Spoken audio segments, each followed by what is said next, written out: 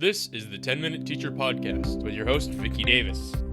It's back to school, and educators, you can get your free Educator Wellness Toolkit from today's sponsor, Advancement Courses. Stay tuned at the end of the show to learn how to register for your free kit and how to receive 20% off your next advancement course.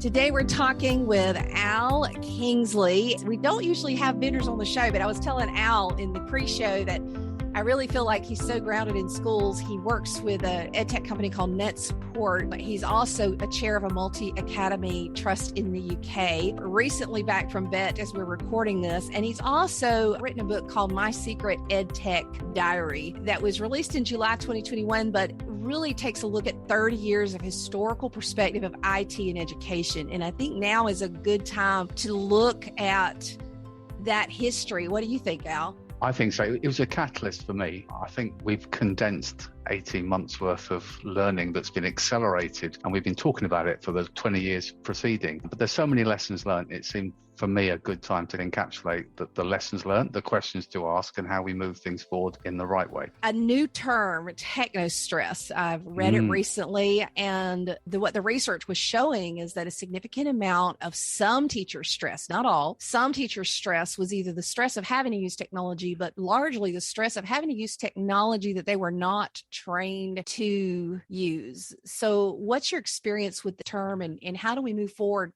with that in mind?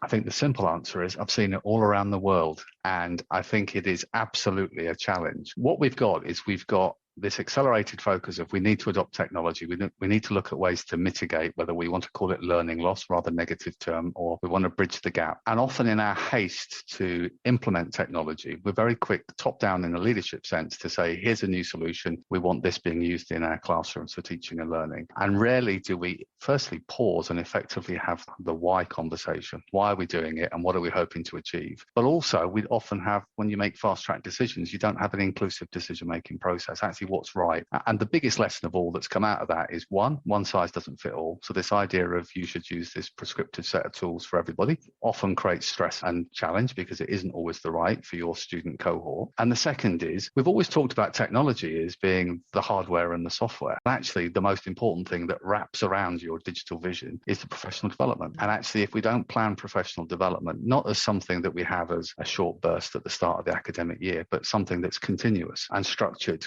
to make sure that we can actually leverage the most out of the solutions we use, then what we do is we get really rapid adoption and we get really poor impact.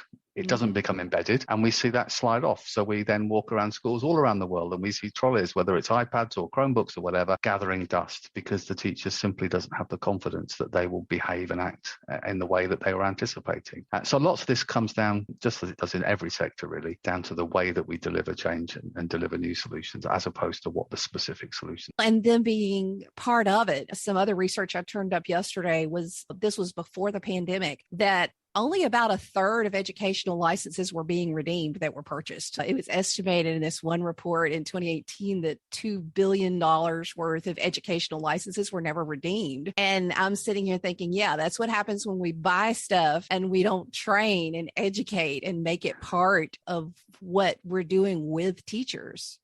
I think there's two halves to that, and I absolutely agree with you, Vicki. One half is getting technology that has the potential to actually have a positive impact, but not having the skills and understanding to actually leverage it. But there's also a second part, which has changed the narrative, certainly in recent years, which is about selecting technology that is evidence-based, that's pedagogically aligned. So actually the way that we go about choosing our technology. And again, one solution might work for one school that may not for another. And when we're trying to adopt technology quickly, we're much more likely to end up making the wrong choices. So now there are much more structured rubrics about, let's make sure when we consider technology, we separate into two halves. There's the pedagogy side. Is it the right solution? Does it duplicate something we've already got? Does it align with our curriculum and so on? And then there's the other half, which is, does it fit in with our infrastructure? Is it sufficiently agnostic that if we choose to change direction in terms of the technology in our school, schools, this solution will still be fit for purpose. And that involves, not surprisingly, needing more than one voice around the table. One person can't be all-knowing in making that decision. So we come back to that idea that actually at the heart of decision-making should be the teachers and the students, and sometimes for the right reasons, parents too. And then things like our IT and finance and online safety all fit around that as part of those checks and balances, including data privacy.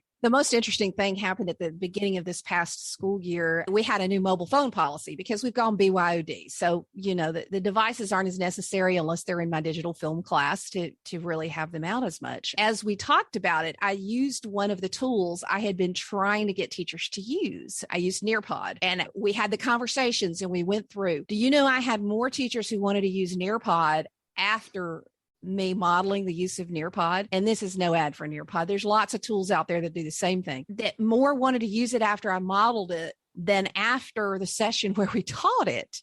Isn't it because we just sit there and lecture to teachers instead of using the tools we want them to use?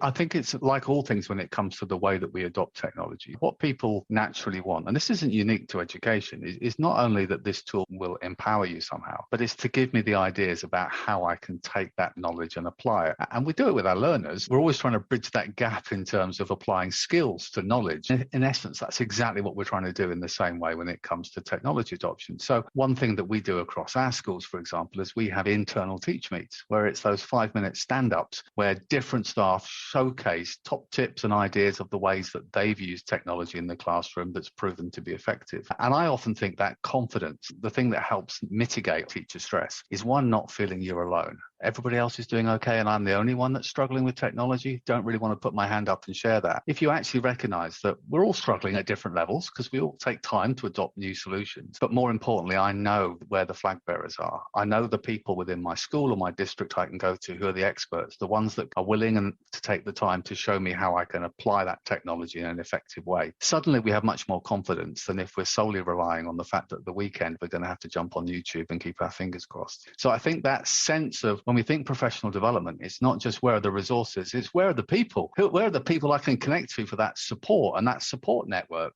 often empowers people to be willing to take, I'd call it risks. Try using new tools, have a look at how that works, get the feedback from your students. Maybe you'll try a few things, some will work, some won't, but that's ultimately encouraging that trying is how we accelerate innovation in our schools. So Al, as you survey the 30 years of EdTech that you have, now 31, multiple years, how would you fill in this blank?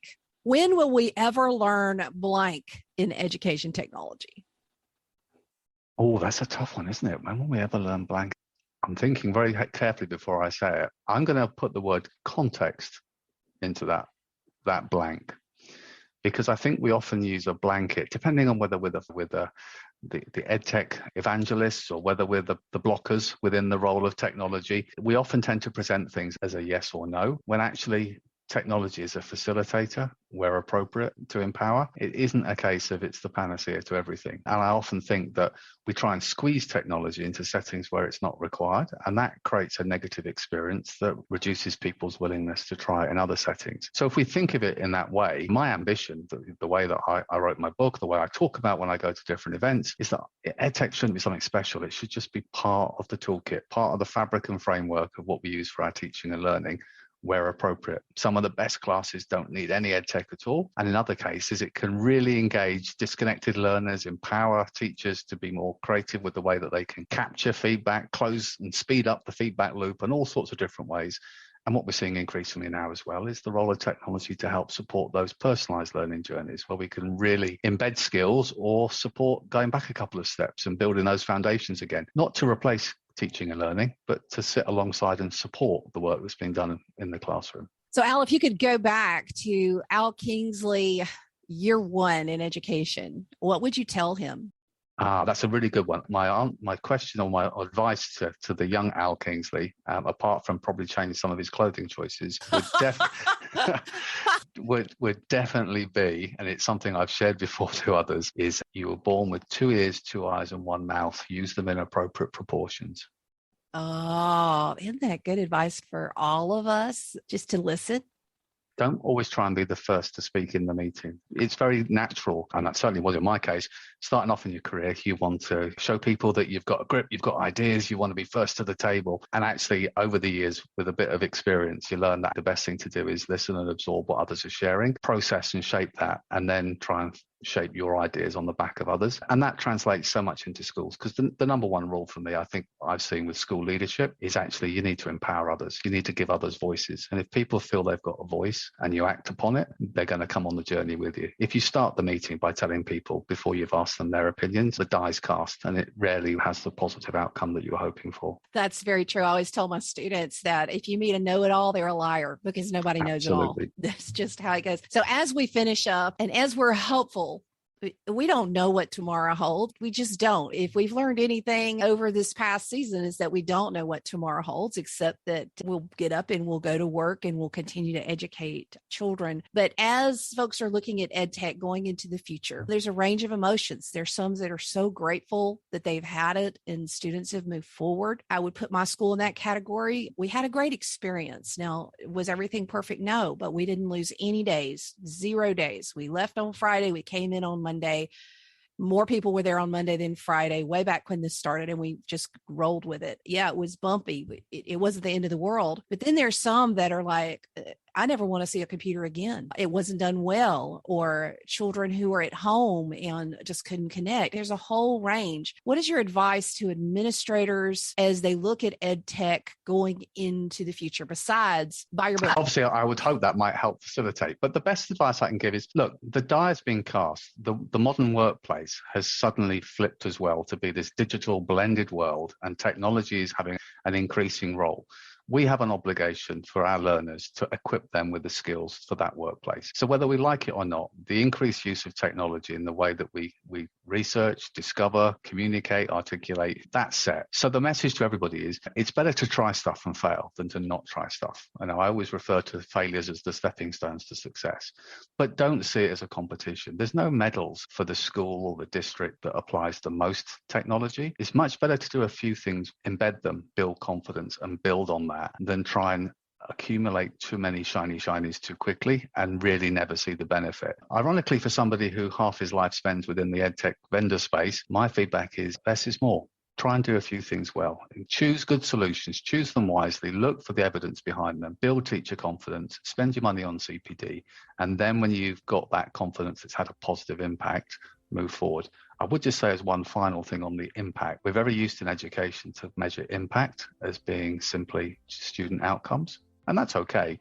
But the last couple of years has taught us we also need to measure impact in terms of the positive effect it can have on teacher workload, mental health, our children's social, emotional, mental health, communication with families. So we need to start thinking about different measures of impact when we adopt technology. It's not all simply about, can we see a direct correlation to the end of this academic year in results? Because teacher retention, supporting and nurturing and growing our education profession, if we don't do that, then those other things are going to fall by the side, whether we like it or not. The great engineer Deming said, whatever gets measured gets done, and usually not much else. So we've definitely got to pull back and measure. We've known for quite some time school climate is significantly impactful for learning. There's just so many things here. This has been fantastic. I truly appreciate Al taking the time, spanning the ocean here. His book, My Secret EdTech Diary, is available out there and everywhere. And follow him on Twitter, and he has a website. We'll link to that in the show notes. Thank you for coming on the show, Al. Go to coolcatteacher.com/wellness and download your free educator wellness toolkit from today's sponsor, Ed Advancement Courses. You'll get access to activities, strategies, and tools to improve the 4 domains of wellness. Also, right now, you can save 20% off your next course by using the code CAT20. Yes, that's CAT20, just for our listeners and readers of the Cool Cat Teacher blog. I love their courses because they are flexible with up to 6 months to complete, and you can receive graduate credit through CAEP and regionally accredited university partners or continuing education units that meet your state requirement, like I did. With over 280 courses to choose from, Advancement Courses offers subjects in everything from educator wellness to social emotional learning and more. more. You've been listening to the 10-Minute Teacher Podcast. If you like this program, you can find more at coolcatteacher.com. If you wish to see more content by Vicki Davis, you can find her on Facebook and Twitter under Cool Cat Teacher. Thank you for listening.